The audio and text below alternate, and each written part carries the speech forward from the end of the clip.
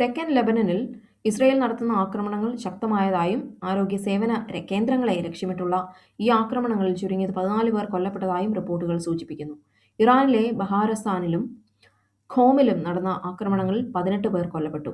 ടെഹ്റാനിലെ പ്രധാന സർവകലാശാലകൾക്ക് നേരെ അമേരിക്കയും ഇസ്രയേലും ശക്തമായ വ്യോമാക്രമണം നടത്തിയിരിക്കുന്നു. ഈ യുദ്ധം തുടങ്ങിയതിനു ശേഷം ടെഹ്റാൻ യൂണിവേഴ്സിറ്റി ഉൾപ്പെടെ ഇറാനിലെ ഏകദേശം 30ഓളം സർവകലാശാലകൾക്ക് നേരെ ആക്രമണമുണ്ടായിരിക്കുന്നു. ഈ വിദ്യാഭ്യാസ സ്ഥാപനങ്ങൾ ഇറാനിലെ ഭരണകൂടമായും സൈനിക ഗവേഷണങ്ങളുമായും ബന്ധപ്പെട്ടിരിക്കുന്നു എന്നാരോപിച്ചാണ് ആക്രമണം നടത്തിയിരിക്കുന്നത്. സർവകലാശാല കെട്ടിടങ്ങൾക്കും ലാബുകൾക്കും കാര്യമായ നാശനഷ്ടങ്ങൾ സംഭവിച്ചിട്ടുണ്ട്. നിരവധി വിദ്യാർത്ഥികൾക്കും അധ്യാപകർക്കും പരിക്കേറ്റതായും റിപ്പോർട്ടുകളുണ്ട്. ഇന്ന് ഇറാൻ ഇസ്രയേലിലും GCC കൺട്രീസിലും നടത്തിയ ആക്രമണങ്ങളുടെ ഡീറ്റെയിൽസ് നോക്കാം. ഇസ്രയേലിലെ പ്രധാന നഗരമായ ഹൈഫയിൽ ഇറാൻ നടത്തിയ മിസൈൽ ആക്രമണത്തിൽ വൻ നാശനഷ്ടങ്ങൾ സംഭവിച്ചു. ഹൈഫയിലെ ഒരു ജനവാസ മേഖലയിലുള്ള കെട്ടിടത്തിന് നേരെയുണ്ടായ മിസൈൽ ആഘാതത്തിൽ 2 പേർ കൊല്ലപ്പെട്ടു.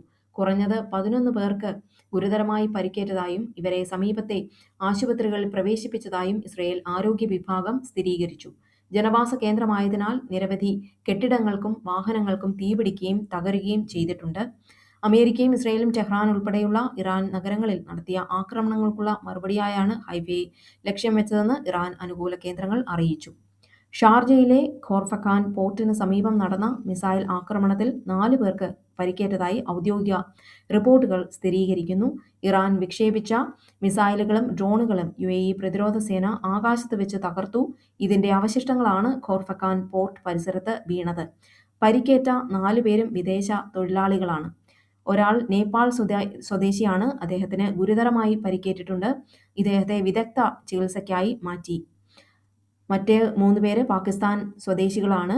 3 പേർക്കും നിസാര പരിക്കുകളാണ് ഉള്ളത്.